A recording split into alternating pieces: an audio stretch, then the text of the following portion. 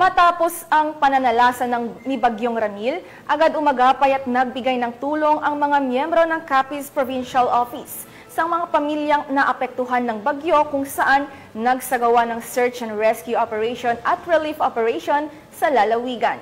Magre-report dyan si Patrolwoman Medeline Bangsagon.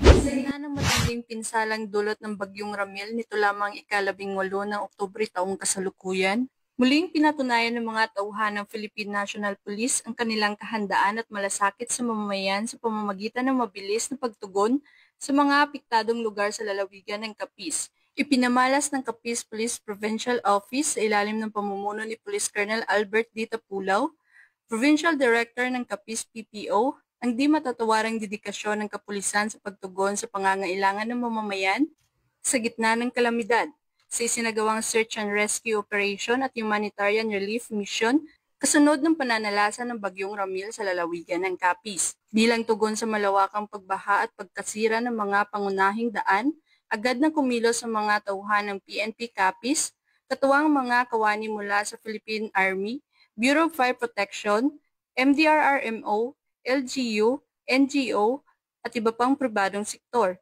upang iligtas ang mga residenteng naipit sa rumaragasang tubig baha sa iba't ibang bahagi ng lalawigan.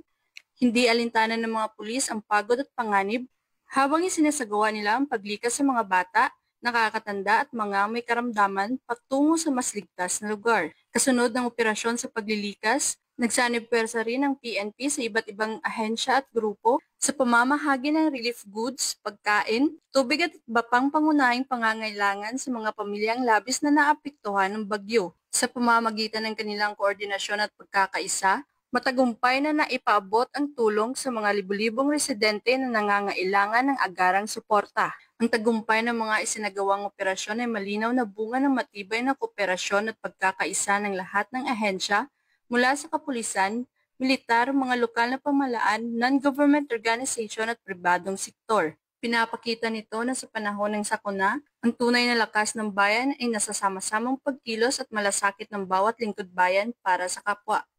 Mula dito sa Police Regional Office 6, ako ang inyong Police News Network Correspondent, Patrolwoman Medeline Bangsagon, alagad ng batas, taga-taguyod ng Balitang Pulis.